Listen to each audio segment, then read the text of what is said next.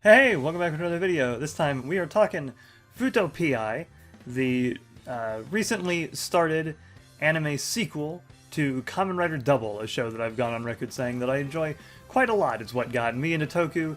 It is what I recommend starting with if you want to get into Kamen Rider specifically. It's a great show, and when they announced the Fuuto PI anime, adapting the manga sequel to Kamen Rider W that had been going on for a couple of years now, I was very excited because I haven't been keeping up with the manga really, but what I read was pretty damn solid. So I was very interested in seeing how they would handle it for an anime. And now we are 3 episodes into it, and I felt now is a good time to give my proper initial thoughts on it. I like to give the show a little bit of time to settle. The first episode is usually not the strongest of a series, so give it an episode or two to work out what it's going to do and to usually get through some kind of beginning arc to get a general idea. And that's what we have here with Fuuto PI. And if you are worried about spoilers for the show, like you're waiting for it to be over to binge it, or you just haven't gotten around to it yet, I'm not going to be going over specific plot details in this. I'll be talking about it more just in a very broad, general sense, so no need to worry. Some of the screen caps maybe that I end up using might be like minor spoilers, but generally we're going to keep pretty light on the spoilers just because the show is still pretty new, and this is more of first impressions than a full-on review and critique of the entire thing. So don't worry about spoilers. So the general setting for Fuuto PI is that it is sometime after the end of the show. I don't think they've given any specific how many years since the end of Kamen Rider W it has been, but it's been a few years, and suddenly Gaia memory crimes are happening once again in Fuuto, thought taken care of after the destruction of Museum at the end of the original show. From that, a lot of the format is very similar to the original Kamen Rider W. A dopant shows up and is causing some kind of trouble, and the mystery, because this is a detective show, after all, is to figure out who the dopant is, what it's doing specifically, and how the hell they got the Gaia memory in the first place, especially doubly so now, given that the original series plot is dealt with. So who is distributing these new Gaia memories? What's going on? To speak positively, which is mostly what I'm going to be doing, I think despite all the time separated from the publication of the manga that the anime is based on, and of course the anime itself, and the end of Double in terms of actual real-world events, it still feels very much like Kamen Rider Double. It doesn't feel like a different thing that's just in the same setting or that is using the same characters or anything. It does feel like more of Double, which is good. That's a very, very good thing. There's something that I was kind of worried about when the manga got announced, was that it would feel very disconnected from Double, a big tonal shift, and then it wouldn't feel quite like the original show, and that is not the case, and it carries over very well into the anime. It probably helps that it is still written by Riku Sanjo, who wrote the original series, and Riku Sanjo is just a really, really good writer. I like most of the things, well, basically everything that I've seen that he's written. He also wrote Kamen Rider Drive, which is one of the reasons that I recommend Drive if you start with Double and enjoy it, because they're very similar feeling shows, because it's Riku Sanjo. More generally, he's probably better known for writing the Dragon Quest Adventure of Dai manga, which is also getting a new anime at the time I record this. It's 80 some odd episodes in, I think, and maybe is wrapping up soon? I don't know. But, yeah, Riku Sanjo's a good writer, and Fuuto Tante, or Fuuto PI rather, I need to get used to actually using the English title, very much feels like a continuation of Double. It does have a different tone, because it had been 8 years, or however specifically long it had been since the ending of Double's broadcast. It's written for an older audience, it's written for people who were watching Double as it was airing when they were kids or teens, and now, all this time later, those fans are adults, young adults or in their mid-20s, potentially, depending on when they were watching it. So it's written for an older audience. It's a little bit more gruesome sometimes. The manga had a little bit of nudity in it, but it doesn't feel like it goes too far to the point where it doesn't feel like Double. We're not talking Kamen Rider Amazon's level gore here, at least not yet. But it got a little, it definitely got pretty gory in this first case. There was some cannibalism going on, but it wasn't like ultra graphic. We didn't like see people getting dismembered or their hearts ripped out, really. But it's definitely, you can definitely tell that it's aimed at an older audience than the original show was. Kamen Rider generally is still targeted towards kids. Fuuto PI really isn't. It is definitely aimed towards adults, but it doesn't do that and sacrifice still the feel of the show. It still has the brand of humor.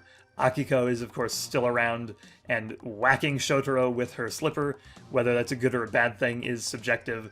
I don't mind it. I've always found it kind of entertaining.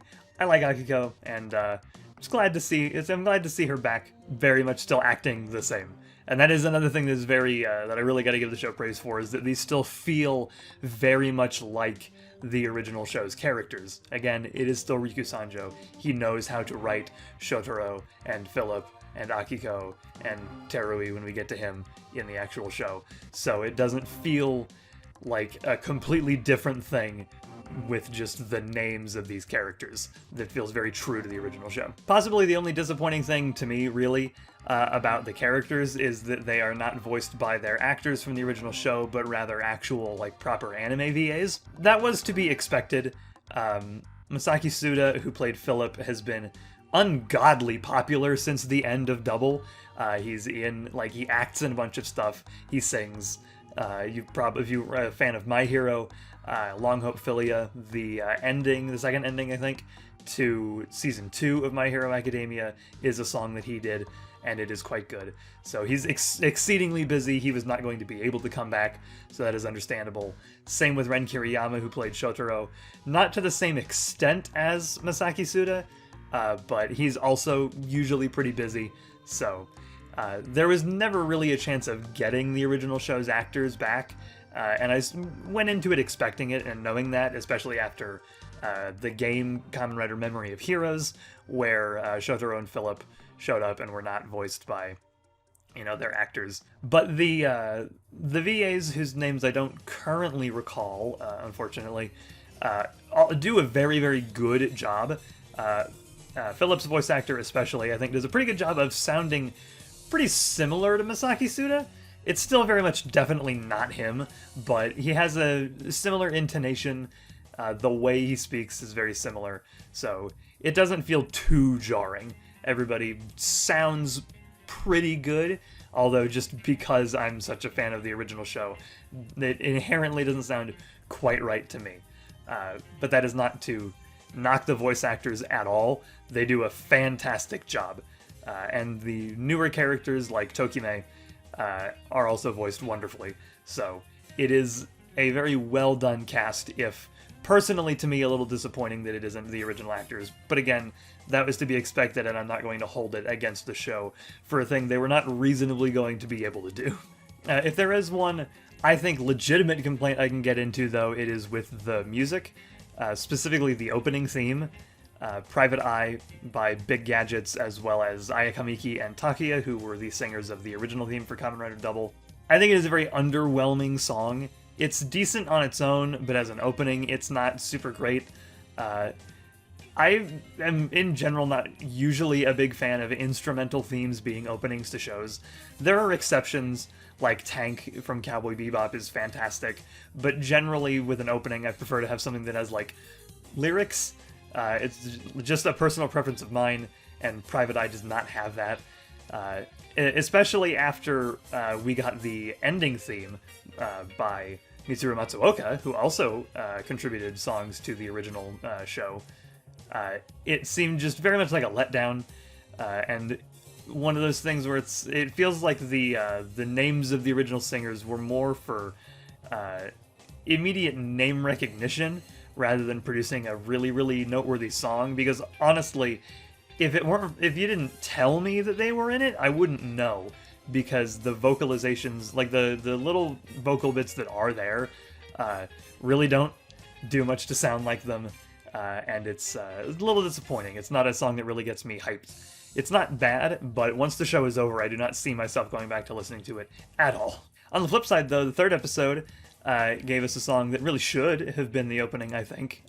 WGX, Double Goes Next, is an insert song in episode 3, and is essentially a new generation version of the original opening for Kamen Rider Double, and it, frankly, blew my frickin' mind. I loved it. If there was one thing that was worth Private Eye being a lackluster opening, for as much as I do think WGX should have been the opening, it not being there did kind of make it hit a little harder when it started playing as an insert theme. So that particular bit was kind of worth having a lackluster opening.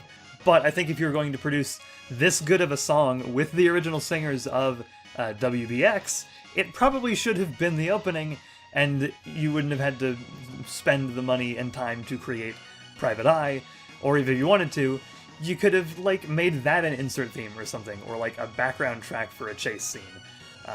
The music choice is just strange, but it's not a gigantic issue that makes the show terrible. It's just It's just a problem that I do have with it. And that scene that features WGX in the 3rd episode is, frankly, one of the best action scenes I think Kamen Rider's had ever. It's one of the benefits of this show not being constrained by the limits of live action and being able to use animation to do things that the limited budget of Kamen Rider probably wouldn't allow for anyway, but also just can't really work realistically because you need to constrain to like real life to do things in a live action show. And that chase scene in episode 3 with WGX is fantastic, and honestly, even if the rest of the show sucks, would probably be more than worth the experience. If I could, I would totally just play the whole thing on screen right now, but one, I don't want to be nuked by copyright bots for that, and two, I feel like it would be doing the scene a disservice to just show you the whole thing.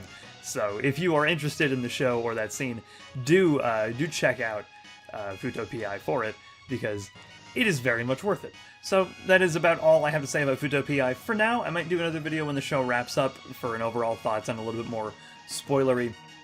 But as of right now, with 3 episodes aired, that's what I think of it so far. I quite enjoy it. Just from what I've read of the manga, which I've read a little further than what has aired of the anime, it's not quite as good as Double. I feel like there's just something about the original show hits a little bit better than Fuuto PI does. But this is a very worthy sequel. It feels like a proper continuation. It doesn't come off as awkward, really, because we have the original writer on board. It's like the show never left. If Double had been like a continuously going show, this just feels like if they had had a time skip, basically. So, it's a very, very good sequel. These first 3 episodes have been pretty impressive, even if I've got my minor little nitpicks about the music, and specifically the opening, I guess. And the slight disappointment of the voice cast, even though, again, it was not reasonable to assume that they would bring back the old cast, so I'm not going to knock the show for it. It's very, very good, and if you liked the original Double, you should definitely check it out, although you probably have if you really, really liked Double. I might want to do a separate video talking about its potential for introducing people to Kamen Rider, because I kind of feel like it's being overstated in that area by a lot of people. I feel like it doesn't have as much potential for that particular thing than a lot of people seem to think. But I don't know, right now, those are just my thoughts on the show and what we have of it. It's very good. As a major fan of Double, I'm really enjoying it, and I'm looking forward to the rest of it. So, that is probably going to do it.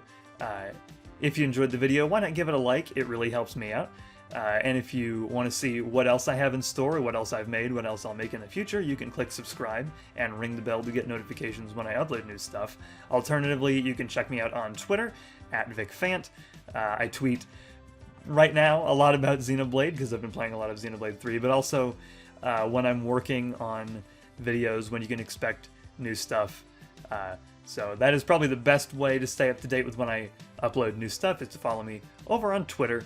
And lastly, let's bring out the shill, because I'm going to shill for a second. I have a Patreon where you can donate some money, get some perks if you so desire. But if you are not in a position to do so, or you just don't want to, that is perfectly okay. You do not need to, and just watching the videos and showing them around is really more than I could ever ask for. So it is there if you want to donate some money, but you don't need to in any way. That's all for now, and I will see you guys next time.